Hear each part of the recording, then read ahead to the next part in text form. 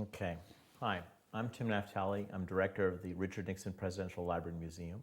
Well, I'm October. honored to be here. Well, listen, Carl. I'm interviewing Carl Bernstein today for the Nixon Oral History Program. It's October 22nd, 2007, and we're in Yorba, California, and it's truly a privilege to have you here today. And I'm really honored.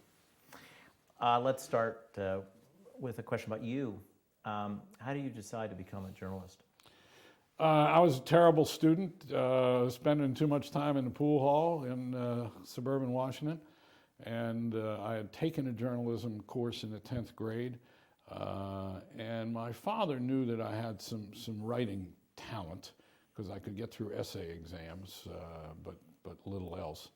And he got me an interview for a job as a copy boy at the Washington Star when I turned 16. And I didn't get the job at first, but I was fascinated by what I had seen in that one look at the newsroom. And about 6 months later, mainly on the basis of a typing test, I think I had taken typing with the girls in high school, so I didn't have to take shop again. And I was a very good typist, and I got hired as a copy boy at 16, and it was the greatest thing that ever happened to me in my life. And the Star was a fabulous paper with great reporters. Tell us about journalism, in the late 1960s. Well, I think, I have a view that the job of the reporter is the best obtainable version of the truth. That's really what reporting is about. And at the Washington Star, though there was also a roguish, hellish bunch of characters, there were also some of the greatest reporters in the history of mid-century and modern Washington. And I learned from them, and that was their ethic. And it was very much about fairness. At the time, the Washington Post was not regarded as a fair newspaper in its coverage, particularly about local news. And at the Star, we prided ourselves in being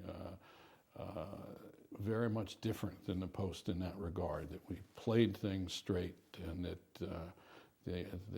reporters had a real obligation to give every side of the story and to make judgments, obviously, about what was true and wasn't true. But some great reporters. Garnet Horner covered the White House in those days for the Star, and I became a dictationist very quickly, meaning that you put on a headset and take dictation from the reporters out in the field, because it was an afternoon paper with 5 deadlines. I took one of the great reporters there was David Broder, and I was Mary McGrory's favorite copy boy. Mary obviously had a lot of trouble with Richard Nixon, but the Star was also the conservative paper in town. But just a great collection of fabulous journalists. And I took Broder's dictation from Dallas. I can remember it. 2 priests walked out of Dallas Memorial Parkland Hospital at 2:54 p.m. today and announced, quote, "The president is dead." And I remember my hands shaking. The dictationist what would happen to the copy after you dictated? Well, the main thing the dictationists did, they were really considered the talent that was going to be the next generation of reporters at the paper. And by then I dropped out of college. By the time I was 19, and there was a great city editor there, Sid Epstein, who kind of took me under his wing, and it was like my family. It was. I've written part of a novel about it, and I suppose I'll go back to it because it's, in many ways, as indelible a period of my life as any. How did you go from that paper to the Post? Well, the Star, which put me on as a reporter in the summer. When an obit writer there had gotten pregnant, and I did all these features about Washington for the local page, but they insisted I had to finish college before they would keep me on as a reporter instead of, and be a dictationist while I finished college, and I didn't want to finish college. So a great deputy city editor became editor of the paper in Elizabeth, New Jersey, and I went up to Elizabeth with him, which was a nightmarish city. I took one look at Elizabeth and I said, "Look, I'll work here, but I can't live here." And I went over to New York the first day and rented an apartment in Greenwich Village and worked in Elizabeth for a year and a quarter. And I was fortunate enough to win in a state newspaper contest, the State Newspaper Association, all of the first prizes: news on deadline, investigative reporting, feature writing, and one other. And it gave me enough, even without the college degree, to then apply to newspapers. I was 21, 22 at the time. And I got offers from the Post, the Washington Daily News, and the other papers I wanted to look at were the Times. New York Times turned me down. The San Francisco Chronicle turned me down. The Star still wanted me to finish college. And it was really about one managing editor at the Star. Everybody else at the Star wanted me to come back, but the Post hired me. I was the only reporter hired, I think, after World War II without a college degree. And I went on to the Metropolitan staff and covered pretty much everything on the Metropolitan staff. On June 17th, 1972, what were you doing that day? I was one of two of the chief Virginia correspondents for the paper. I covered the legislature, the governor. I spent part of the year in Richmond. In fact, I was spending that part of the year in Richmond. I think I'd just gotten back, and I was finishing up a profile of a remarkable politician, the lieutenant governor of Virginia, Henry Howell, a true populist, not like the cliche populist, who was running for governor of the state. And I saw there was this very interesting story that many people seem to be kind of interested in around the city desk, and I thought I'd get interested in it myself too. Before we talk about that, did you cover the desegregation of Virginia schools?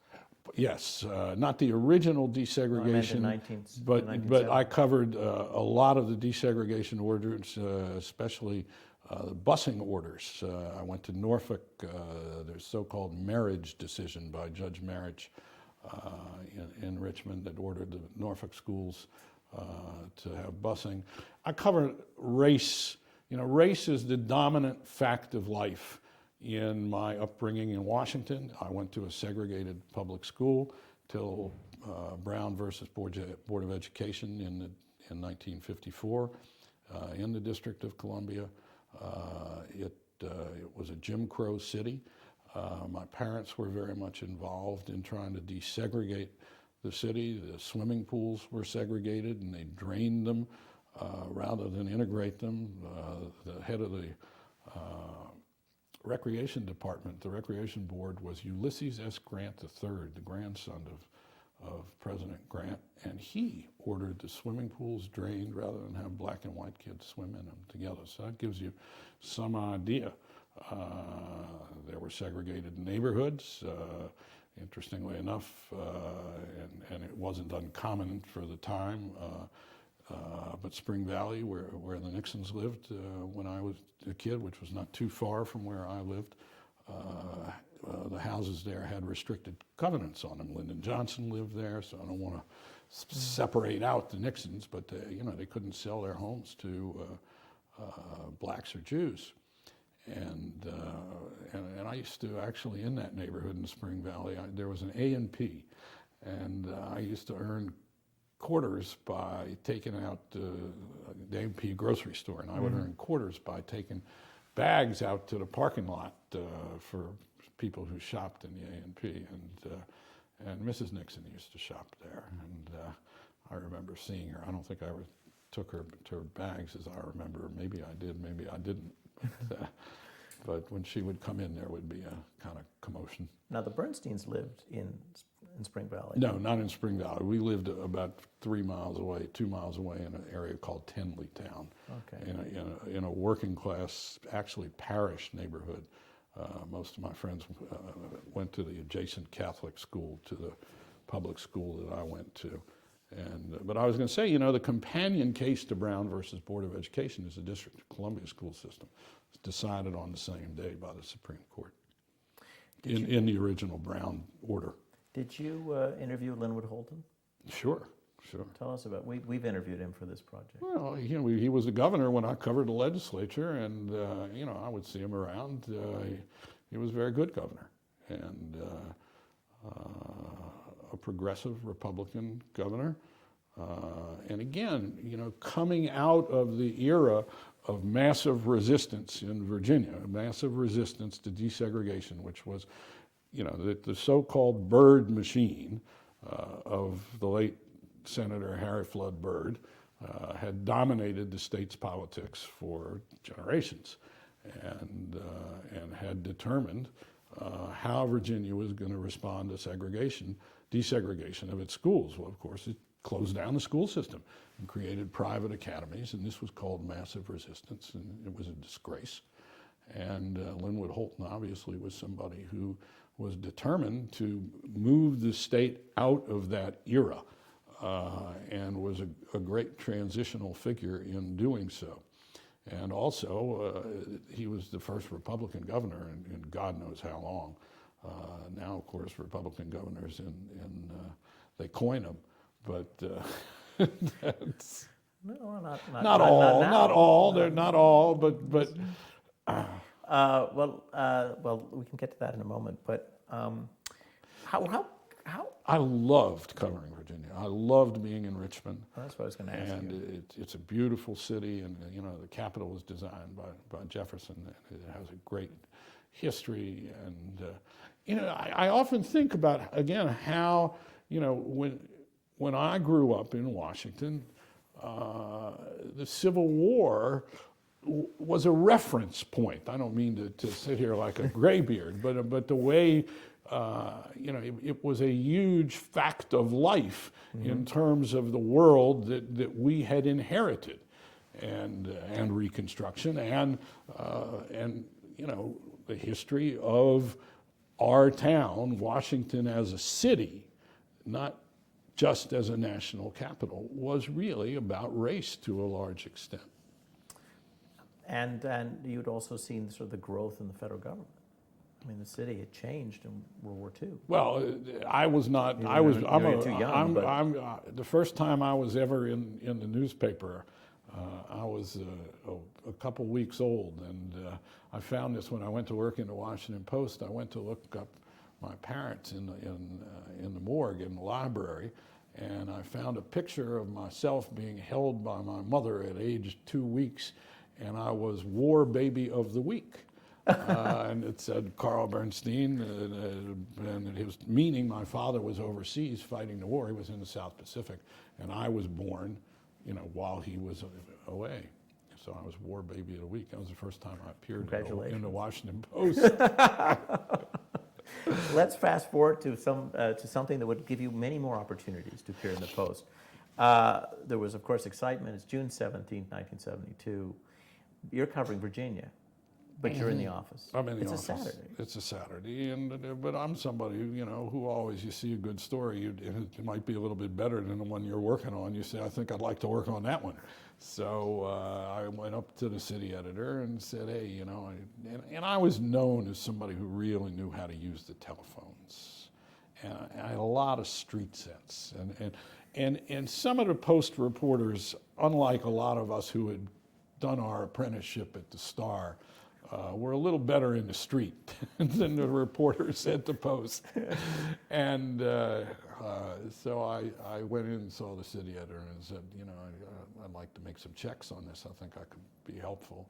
And he asked me where was my story on Henry Howell, and I said, it's done. And I just, I finished it up. I was about finished it, and I turned it in. And I think that's the last story I wrote in the Washington Post. It was not about Richard Nixon or Watergate and related matters, and except for Spiro Agnew's resignation, which I also wrote the story of. Tell us about with someone else, was Richard Cohen. Richard Cohen. Now tell us about who was Alfred E. Lewis. Al Lewis was a great police reporter. At the time, he was the Post police reporter.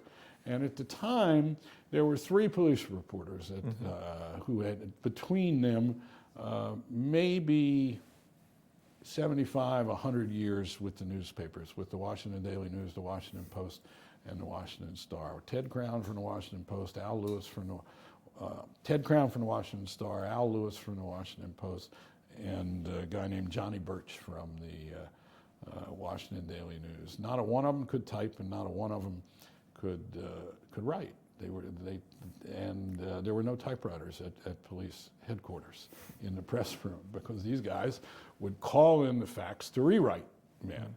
And they really hated each other, these three, and yet they went in and worked with each other.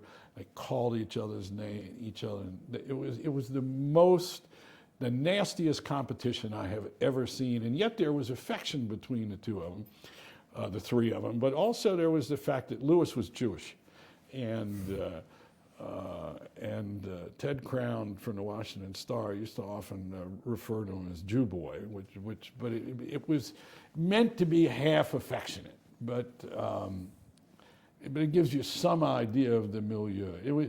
I've written, as I said, part of a novel about this part of my life, and these three guys figure in it mightily. And these three guys were as much a part of the police department as they were of their newspapers, really. And they had entree to everything, including in the case of Johnny Birch of the Washington Daily News, the Sex Squad pornography collection. So that gives you some idea of what it was like. Tell us about how the role that Alfred Lewis is going to play. Well, Al Lewis, his name was on the first Watergate story because he had come into the office that day and had got some good information from the detective squad about the fact that these 5 men had been arrested at the Watergate headquarters, wearing rubber gloves, carrying burglary tools, and having crisp $100 bills in sequence in their possession, and that there was an apparent bugging. And he got some really good information, and he was calling it in to a rewrite person. Meanwhile, Bob Woodward had been called in by the city editor to go to the courthouse for the arraignment of these 5 gentlemen, and I had their names, and first I called the Watergate, and I got a hold of some, as I remember, I got a hold of some guys from room service and things like that. I called the Watergate Hotel.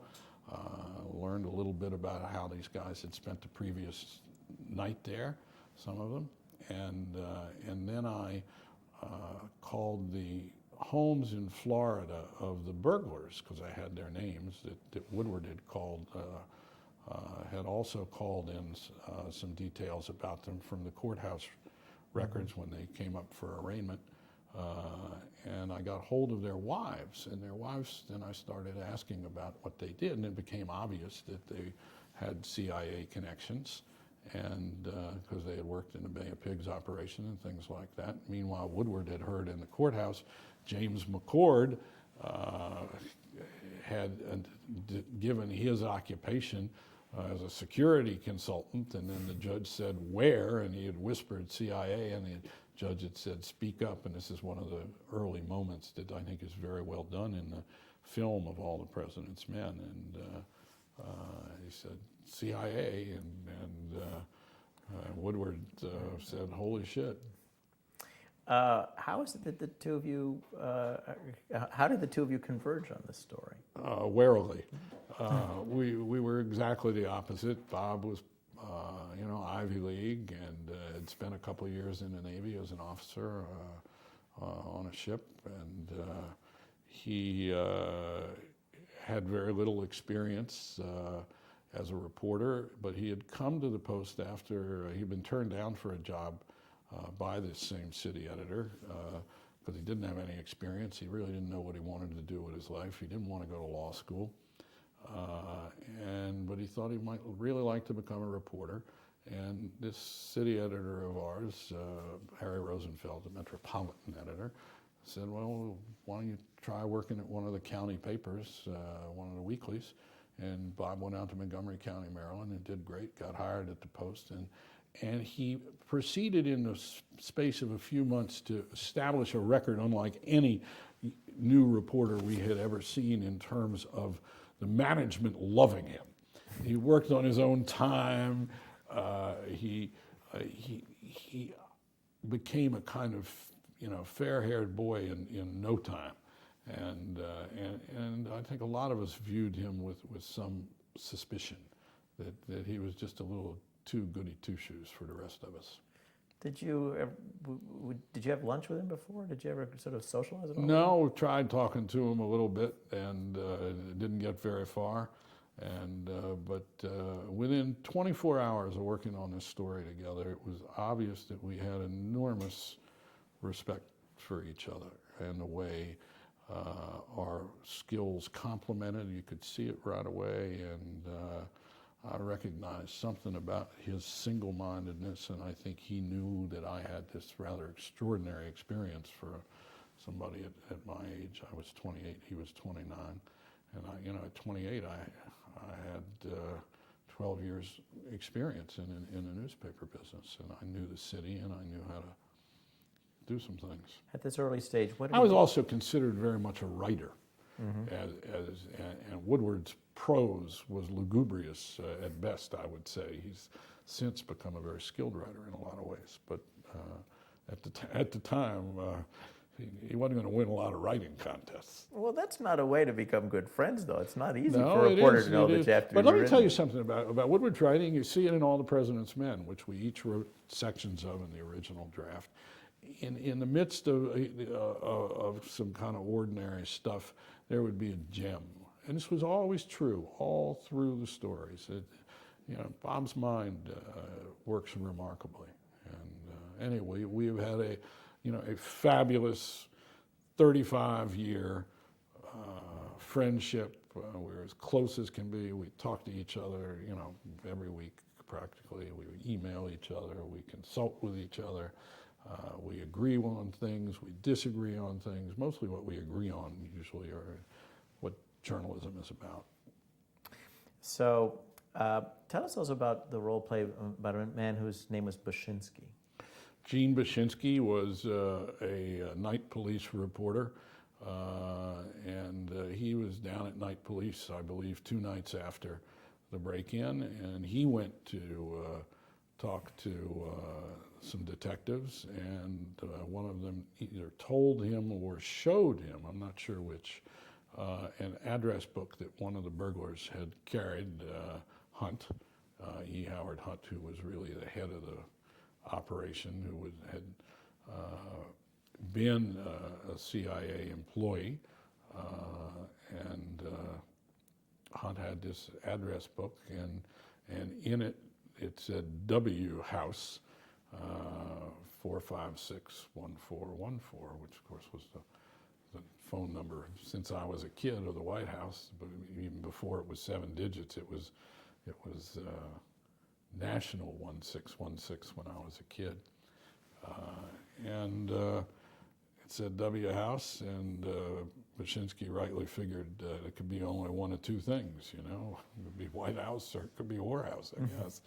And but he pretty much figured it was White House, and he told the Post about it. And then also in this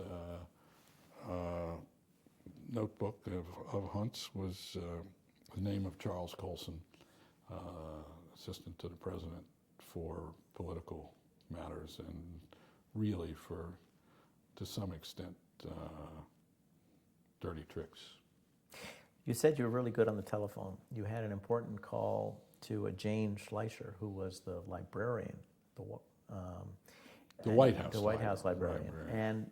And you wanted to know from her what Howard Hunt was reading. Well, what happened was that within 2 days, Bob and I had been put on the story because we were getting information, and I had a friend, a woman I had once gone out with. Got to remember again, being local here and being my age, and we were both single at the time, was helpful. And there was a girl I had gone out with, who I thought had gone to work for the Committee of the Re-election of the President. And indeed she had. And I called her, and I went and had lunch with her. In the movie of All the President's Men, it's that scene that's filmed at the Kennedy Center. And I was lucky enough to get from her a list of all the employees of the Committee for the Re-election of the President and where they sat, which was like a flow chart that was absolutely essential in helping us understand who worked for whom and what the relationships were and who was a secretary to whom. You could tell by the phone extensions. But I also asked her about Hunt and Liddy and others, and somehow she knew that Hunt had expressed a particular concern and interest in Ted Kennedy and his candidacy, because now, of course, we know that Nixon had really wanted to run against McGovern and did not want to run against Ted Kennedy. And she mentioned some books that he had taken out of the Library of Congress. So I called, or that he had some books about Ted Kennedy. So I then, from the White House Library. So I then called the White House librarian. And in those days, you could get through to the White House librarian. And I just identified myself and said, I understand that Howard Hunt took some books out of the library on Ted Kennedy, and she said yes, and that they had gotten him at the Library of Congress, and I was pretty surprised, in fact, that she told me, but she did, and I kept her engaged on the phone, and she gave me the names of the books and a few other things, and I tried to get a little more information out of her, and then she started to get a little hesitant, and the next thing we knew that Ken Clausen, the White House Deputy Press Secretary, was telling us that, denying that I had ever had a conversation with this woman, which was fairly absurd, and that she was denying she had ever told me this. And so at that point, right away, we said something is weird here, that they would lie about this. Why would they lie about that?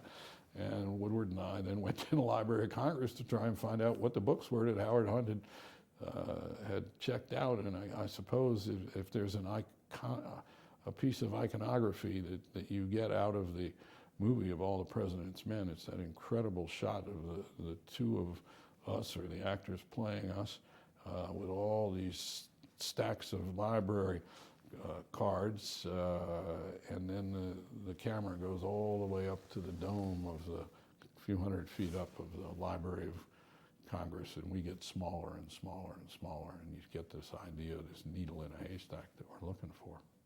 Ken Clausen had worked for the Post, hadn't He had. And I guess that didn't help at all. Didn't help in what way? In the sense that he was not, there were some people that you interacted with that said to you, I'm not going to lie to you, and I've been told misinformation. Well, it was very unusual, I think, for Post reporters to go work in a presidential administration, and I guess particularly Nixon's administration, and he had gone to work in the Justice Department first, as I remember, for John Mitchell. And then he had gone to the White House.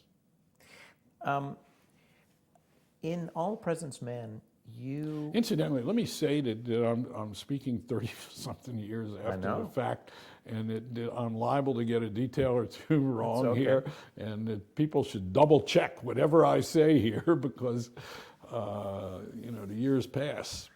In All the President's Men, it seems that you have a source who is a former White House official who helps navigate a little bit. It's not just the telephone tree that you got. There's somebody out there. How did you... I'm not sure that he's identified as a former White House official, but I think he's identified as certainly a former official familiar with things Nixonian. I'd have to go back and check exactly what we said. And he was someone who really knew the terrain and really knew the Nixon people and really had worked among them. And right away, when I called him, I called him cold. I didn't really know him, but I knew of him. And right away when I called him, he said, this sounds like a Haldeman operation, and because everybody else had been, who was in kind of apparatus of the White House vicinity was saying, no, this couldn't have anything to do with the White House, and how could they be so stupid? And this gentleman said the opposite, and he always kept me. He had very little information about specifics, but he knew who did what, and he had an excellent character analysis of as well as an understanding of the milieu of the White House, the paranoia of the Nixon White House, its obsession with enemies, secrecy, intelligence gathering, etc. And so he was invaluable. You gave this quote to Tim Krause in January of '73 about the Nixon White House. They know our business, and we don't know their business. Well, I think that was true, and it often tends to be true of presidencies, that they know more about how to spin us around than we know how to report on them.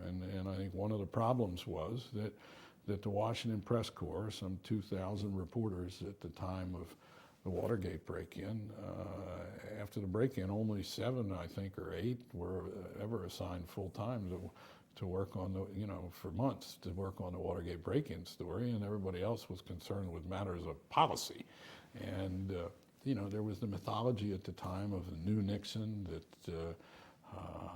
the kind of paranoia and obsession with secrecy and enemies that had consumed him in many ways earlier. There was a mythology called the New Nixon that had been promulgated largely by the press, with some help from Nixon's campaign aides, that this New Nixon wasn't concerned with these old aspects of his life. Well, of course, that's not true. Weren't there rumors about wiretapping of journalists at the time? I didn't know any rumors of wiretapping of journalists at the time. There might have been. How did your colleagues, I guess it's the national... But let me go on. So there was an assumption of regularity about the president and the men around him that Woodward and I, as young Metro reporters, didn't make. We didn't make an assumption of regularity or irregularity. We had this idea, and I think Bob too, that what is this that we do? It's the best obtainable version of the truth. Well, how do you find that out? You knock on doors, you use common sense,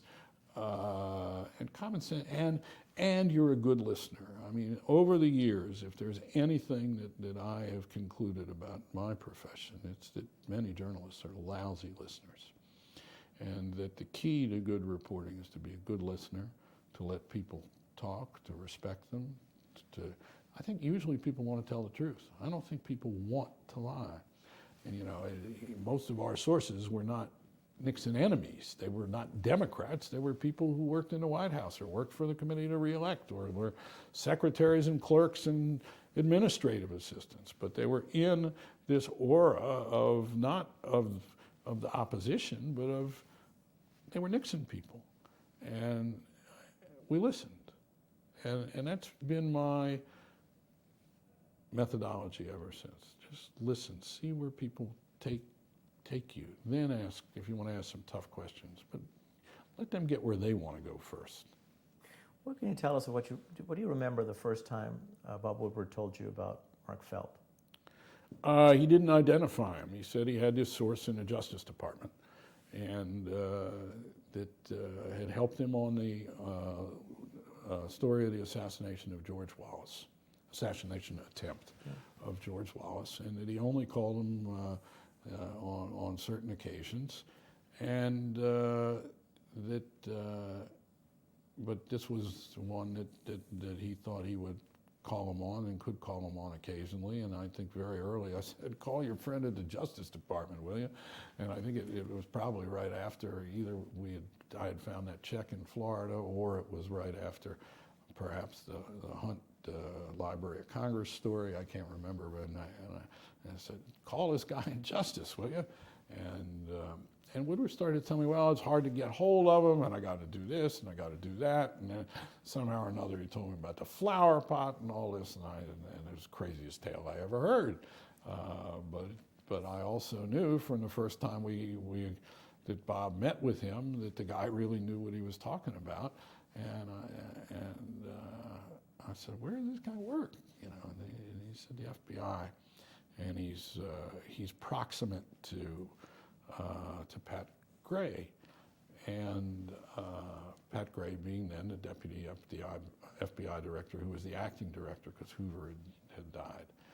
And I had this picture in my mind for weeks I figured he was Bob's contemporary. Bob didn't want to give me his name at first.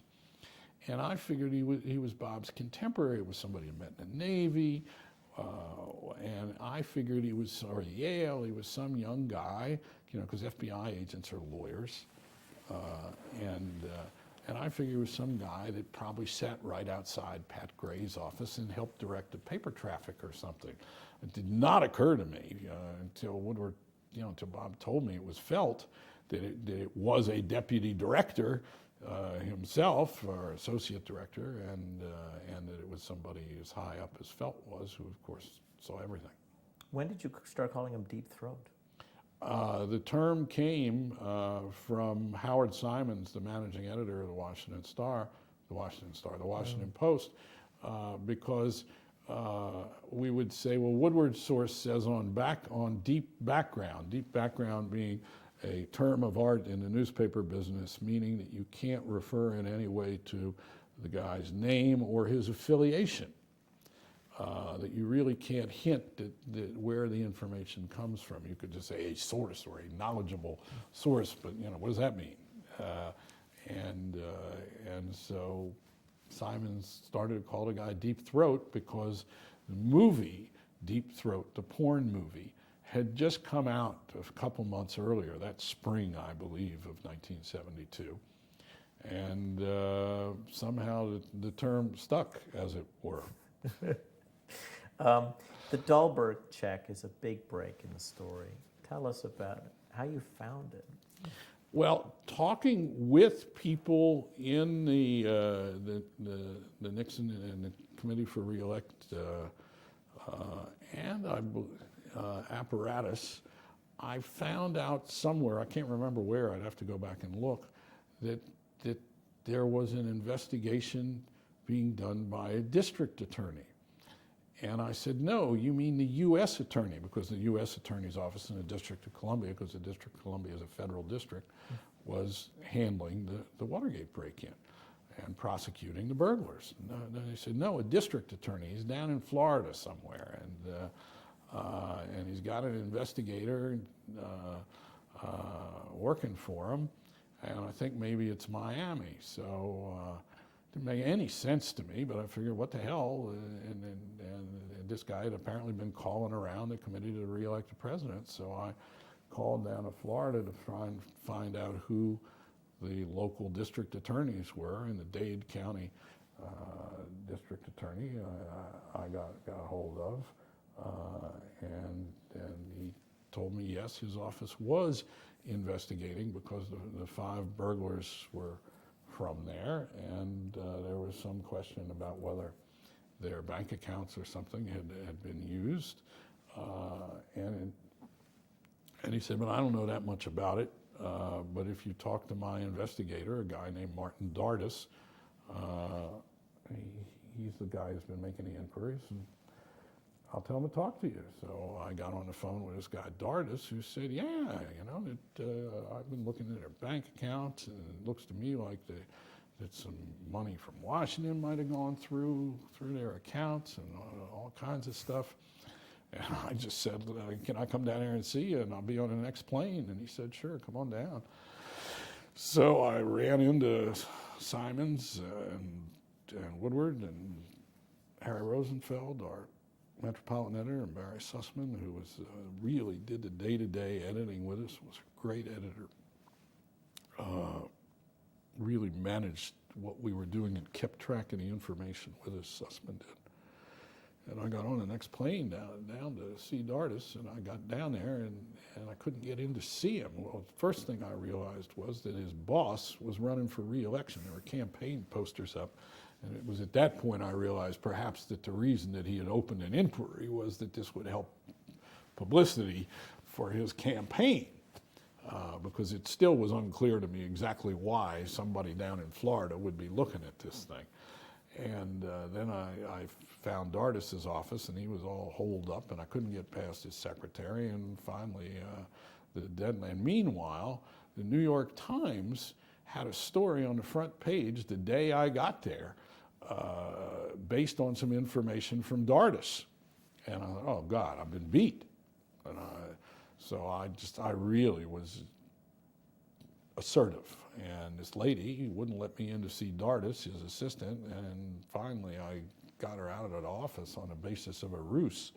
I sent her over by telephone to look for, I called her office and sent her over by telephone, I guess, to look for some information in another office. And I barged into Dardis's office and said, look, you said you were going to show me this information, these financial instruments and checks and all the rest.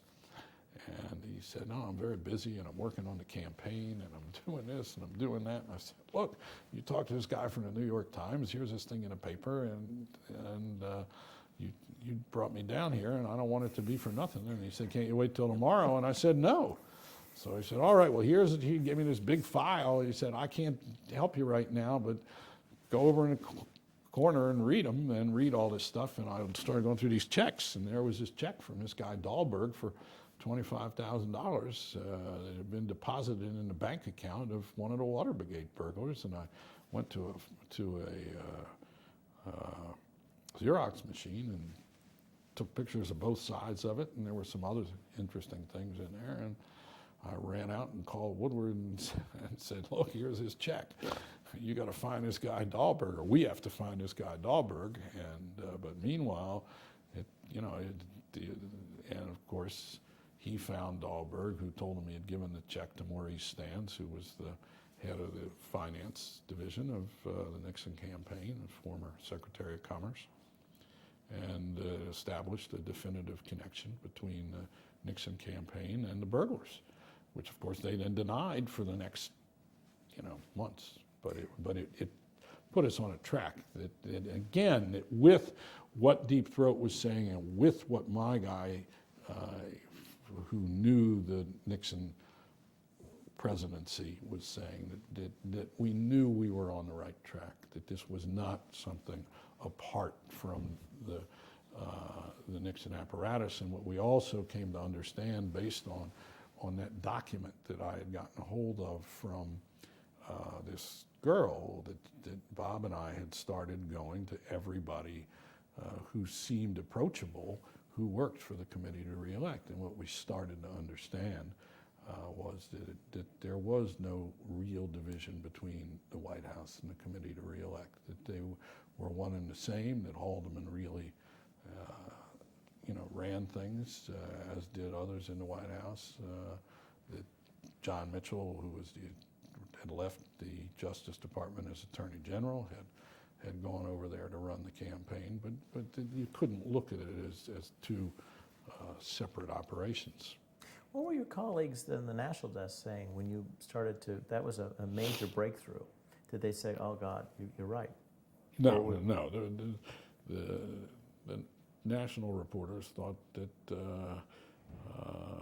we didn't know what we were doing, and that we were making something out of nothing, and that particularly because it was clear that George McGovern was going to be the nominee of the Democratic Party, and that McGovern was going to get swamped by Nixon. So why in the world would the Nixon people be so stupid as what need to bug them? They were going to win anyhow.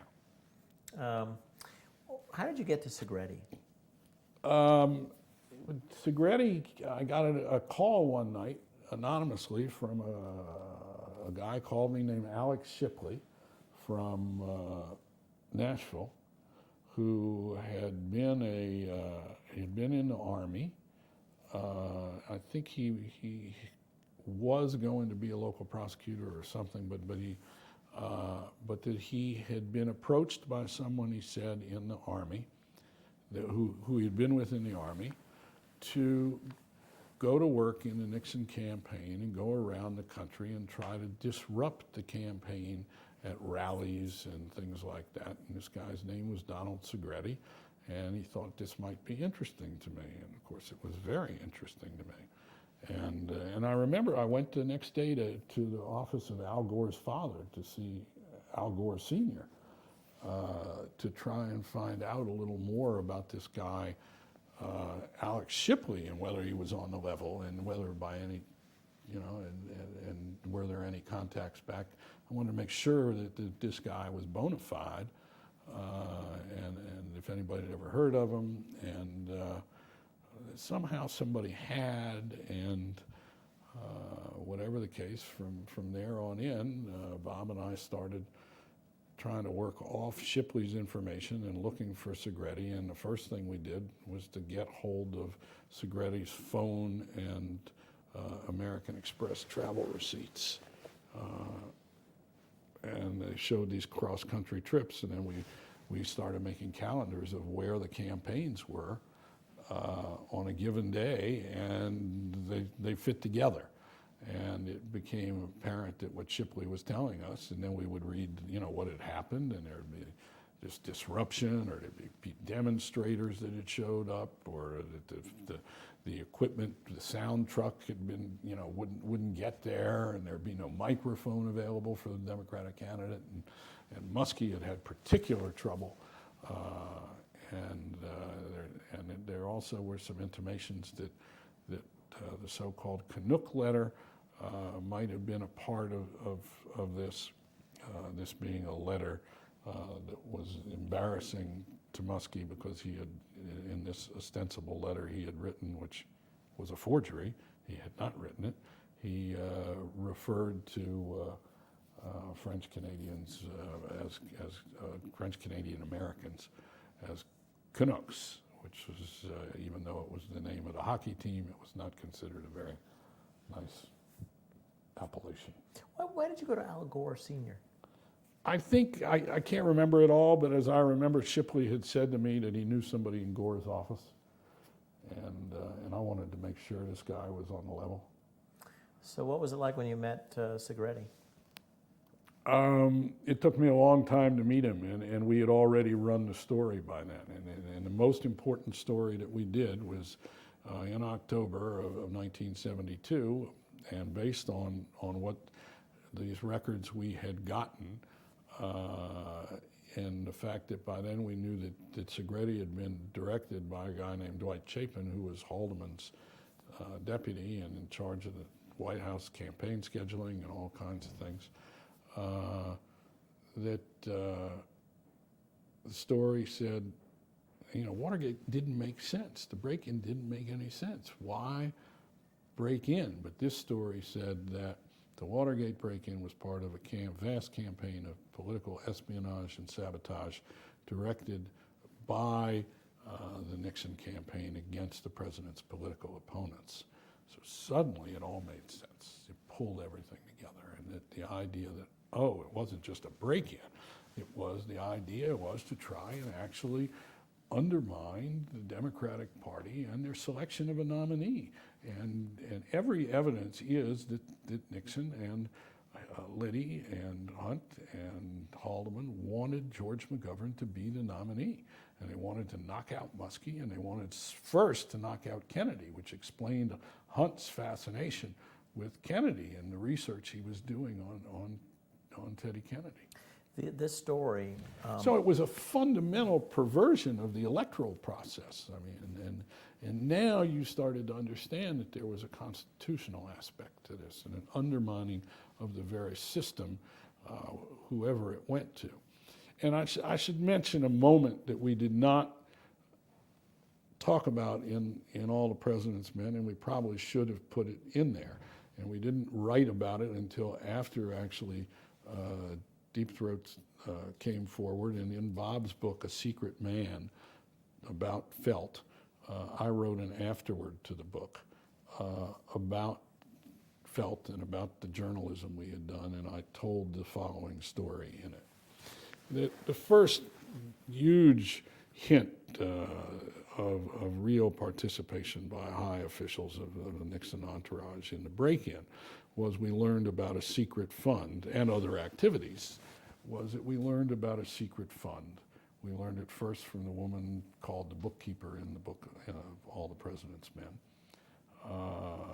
And she told us that there was this slush fund that had been maintained by Maurice Stans in a safe, and it was a couple $100,000 we found out, and we've established that it was controlled. It was really hard to establish who controlled it, but it was Mitchell, Magruder,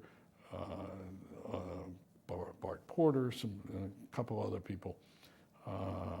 But it was hugely important. But the fact that Mitchell controlled it, and that we knew that it was probably the fund that had been used to pay for this gemstone operation that Liddy was doing.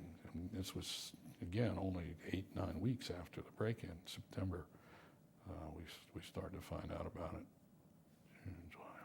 A few months.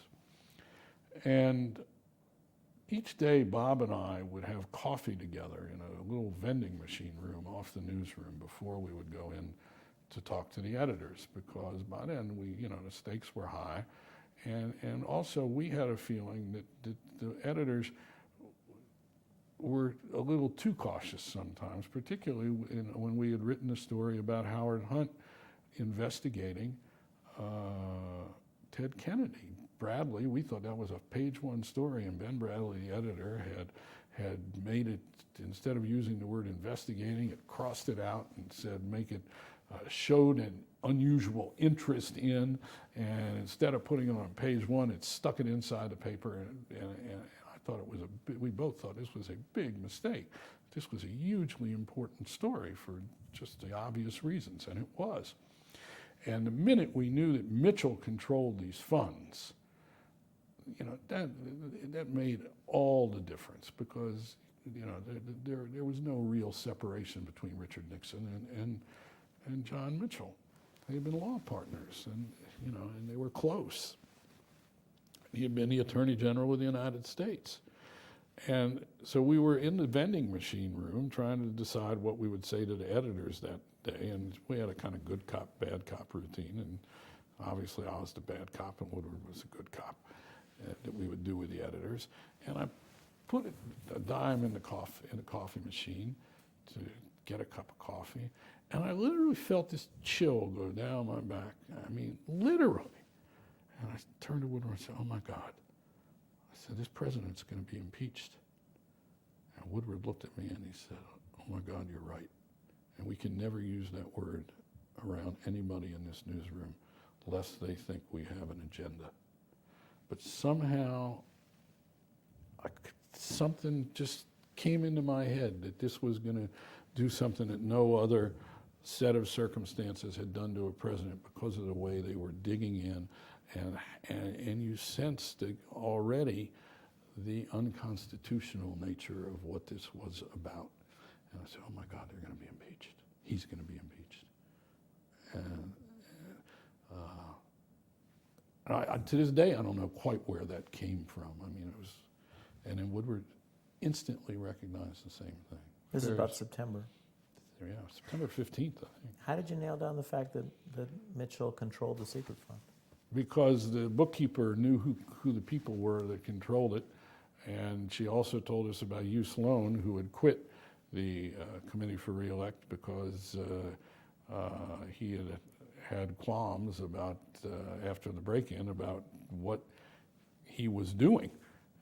Suddenly he understood that the funds that he was maintaining were being used by Liddy and these burglars, and God knows what else. So he quit, and we went to try and find him, and we did, and he told us a little bit, and his wife told us a little bit, and I'm going to tell a little side story here that's very interesting. If you read All the President's Men, or you look at the movie, there's a great scene in both with Hugh Sloan's wife, who was pregnant at the time, and says to us, "This is an honest house." And then there's a later scene where we talk to Sloan, and the baby has been born, and his wife Debbie is in the hospital, and we ask her about it. Well, about a year ago, I went to speak at the University of Texas, and a young journalism student came up to me and said, "My name is Sloan, and I'm the daughter of you and Debbie Sloan, and I studied journalism here at the university." And she was the baby who her mother had been carrying then.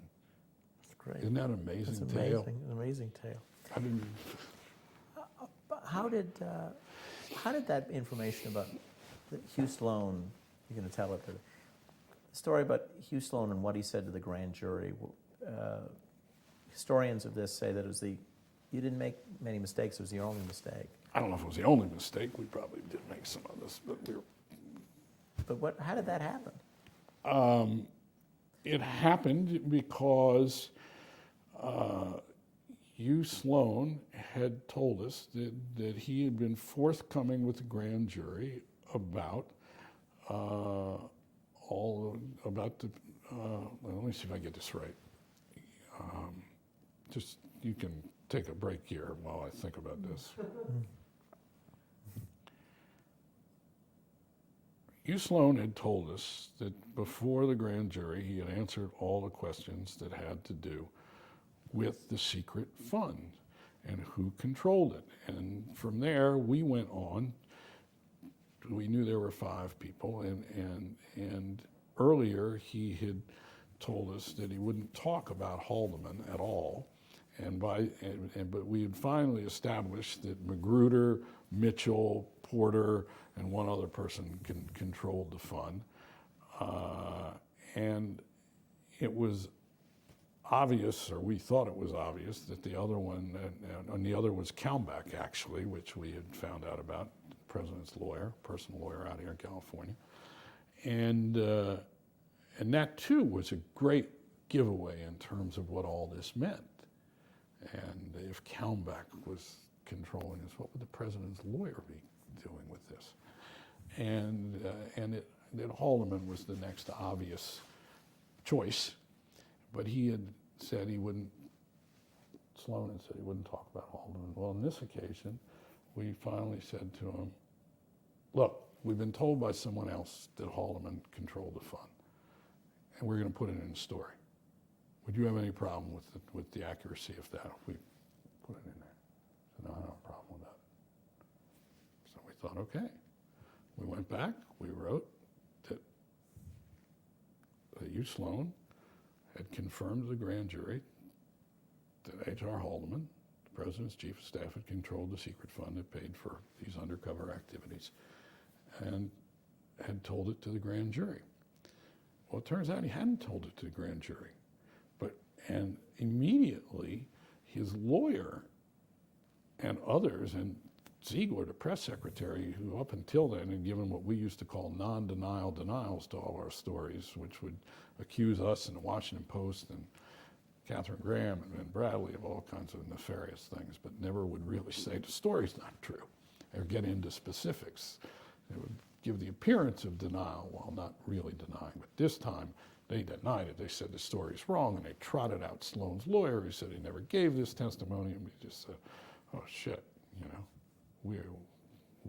clearly we have made a mistake here." But we couldn't figure out what it was, because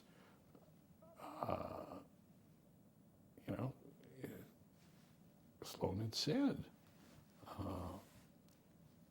"Yeah, I don't have a problem with Haldeman." Well, it turned out that the prosecutors had failed to ask him before the grand jury about Haldeman.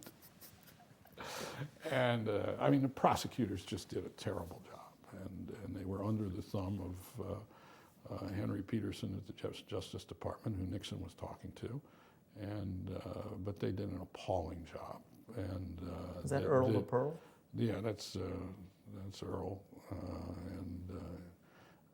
honorable men all, and I say that absolutely. They really are. They really were honorable men. They just didn't think outside the box, and they really got hoodwinked.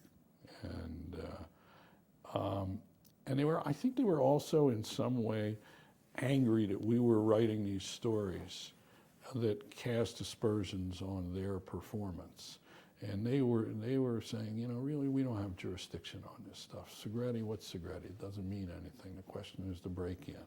They weren't interested in the larger political implications They were interested in the legal implications of the break-in, but in not looking at the Segretti components and other things which they claim they knew about, but they just never took it seriously enough to make it a legal question, which of course it later became, and Segretti went to jail, and Magruder went to jail, and all these guys went to jail for all of this stuff, not just for the break-in, or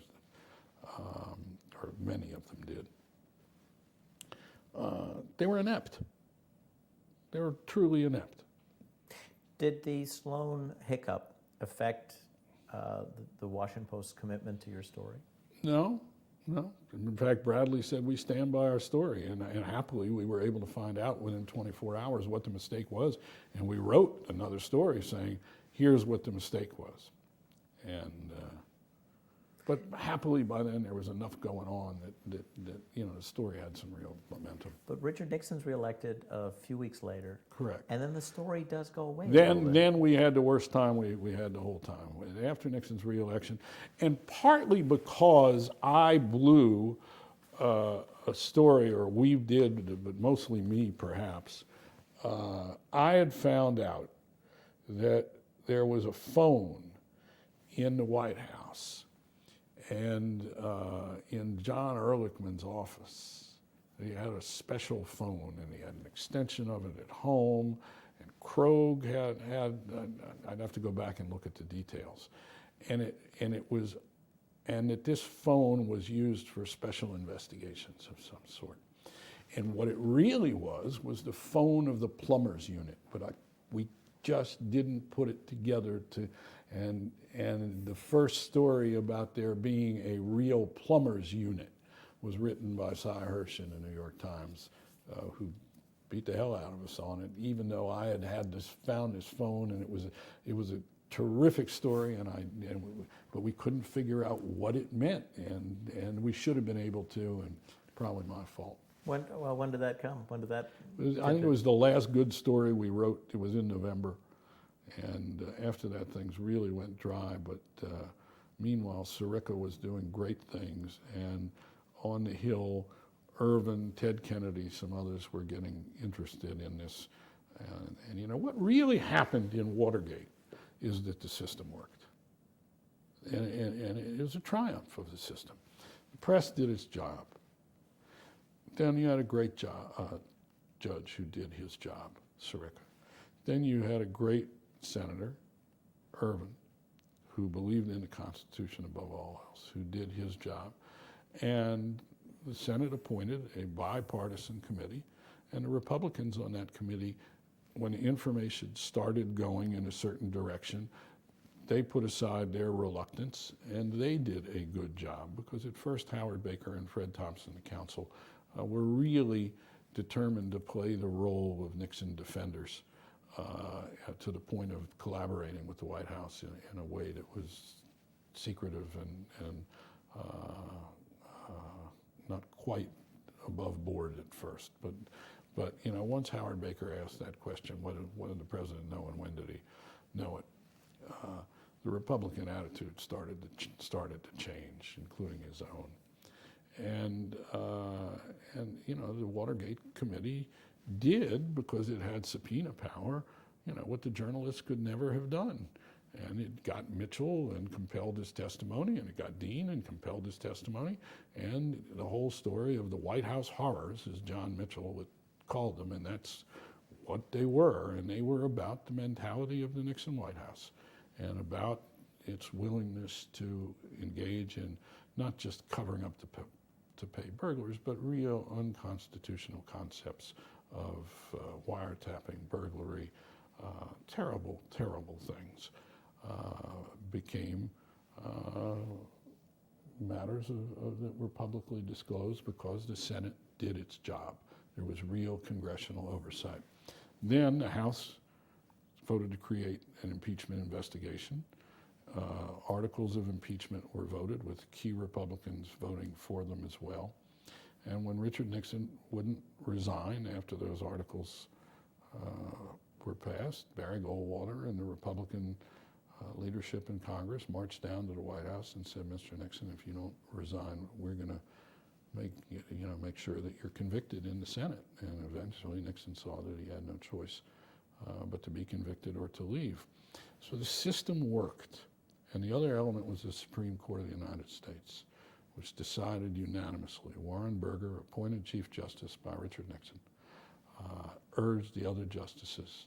Nixon was counting on Burger to keep the court from ordering him to give up those tapes. And in fact, Burger urged his other justices to make the decision unanimous to establish the principle that the president was not above the law, and that the Supreme Court saw it that way unanimously with no dissents. And so the system functioned magnificently. It has not since.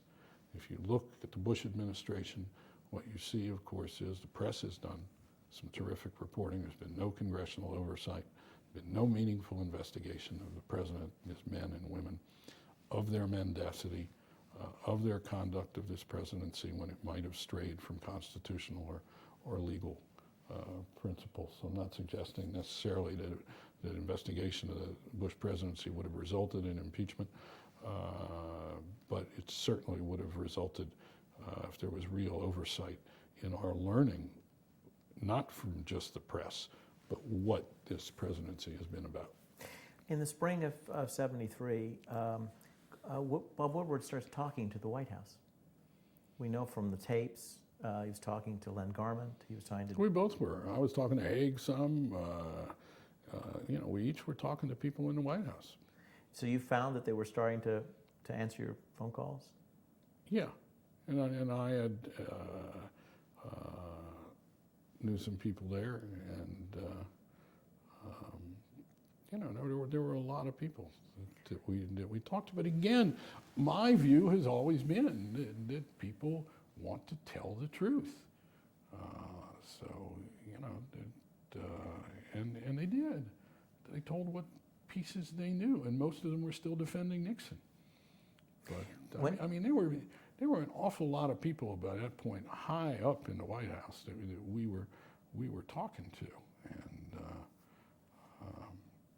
when did the change happen? When did they start to return your phone calls? I think when they saw that what we were writing was true, and that we could be trusted. And one of the things, often they were talking to us because they believed that there was a wall between, say, Haldeman and Nixon, or Colson and Nixon, and that a lot of this stuff didn't go to Nixon. And also that we would call for context. The context. Look, what a reporter does, the most important thing a reporter does really is to decide what is news. And there's this myth of objectivity, a word that really, I think, is used the way, and the real word that ought to be used is fairness, that we have an obligation to be fair. Objective, what we do is the most subjective of things because we decide what is news. And part of that process is deciding, through knowing things that don't go in the story. And these people in the White House would tell us things that wouldn't go in the story that would help us understand the context. Context is all important to the best obtainable version of the truth. And part of the context, for instance, was the war in Vietnam. And so that someone would say, well, you had to understand this in terms of the war that was going on, this wiretapping.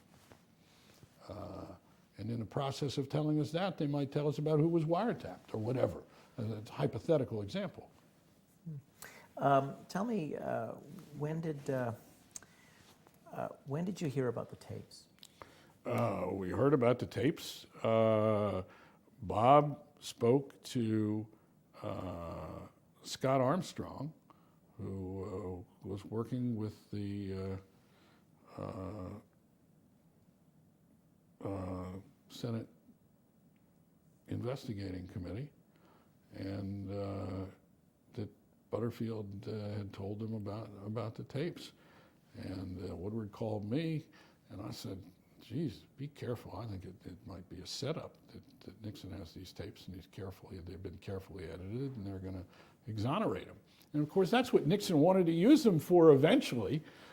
He thought that if he used them selectively and never had to give them up, he could undermine John Dean through having better record, and he could use little pieces of them, and didn't work out that way because eventually they were came all out. revealed. What were you doing on August 9th, 1974? Why don't we talk about the 8th? All right, talk Which about is the 8th is the night that Nixon announced that he was going to resign, and the next day at noon. And so we had been talking and writing at that point about the likelihood of resignation and the fight going on about whether Nixon would resign and the struggle, and 1 minute he wanted to resign, and another minute he wouldn't, and that Haig was in the mix, and Kissinger was in the mix, and then the announcement was scheduled, and we knew that he was going to announce he was going to resign. And so television was set up in the newsroom. You didn't have televisions in the newsroom then. It was absolutely silent. And watching this particular, there must have been a couple televisions, but watching this particular one, which was over near Bradley's office, but in the newsroom, were myself, Woodward, Howard Simons, Metropolitan editor, I think, and Catherine Graham. And we were all silent. I think we were exhausted and awed by the knowledge that we had had a role in this, and that it had come to this, and the human dimension of it was also evident, that this was personally tragic, that it almost did have the elements of classic tragedy in some way, given what this man had spent his life trying to do. And all along there had been this human element of the girls and Pat, and so, utter silence. Then the next day, I watched at home, actually. I didn't go in the morning. Because by that time, the story, then it was the National Desk story. They could write about what was going on in the East Room, and it was an absolutely remarkable stream of consciousness.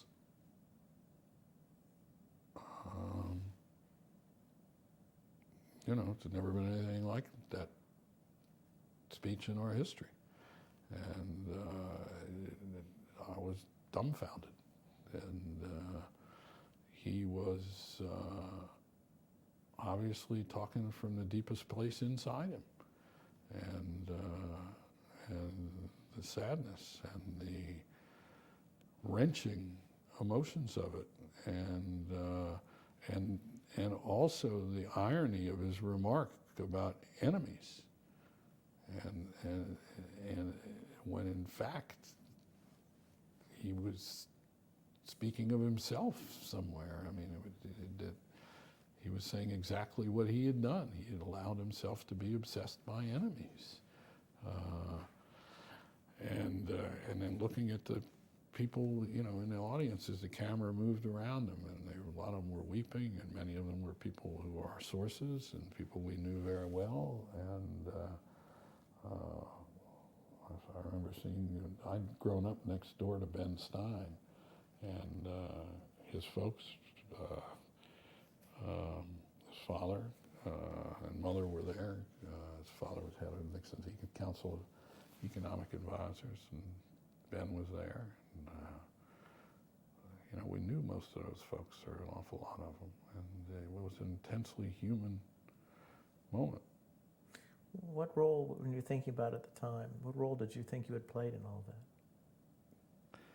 We knew that we were integral to what had happened, and that, but I think even then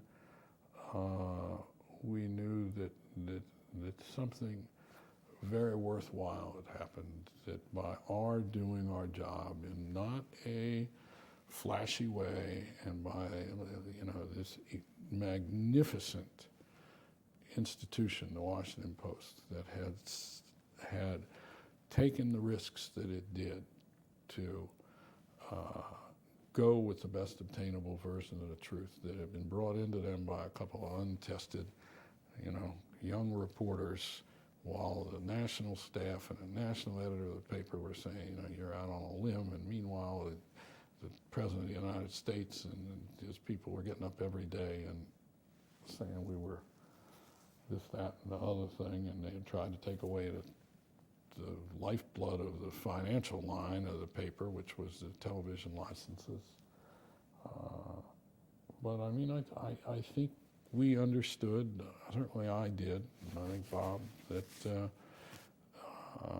system had worked, and that there was something triumphant about that. But there was also great pathos about everything that had occurred, and even talking about it now, and especially being in this place. I mean, what comes back is the first time I think today that I've had these emotions again about it, because this is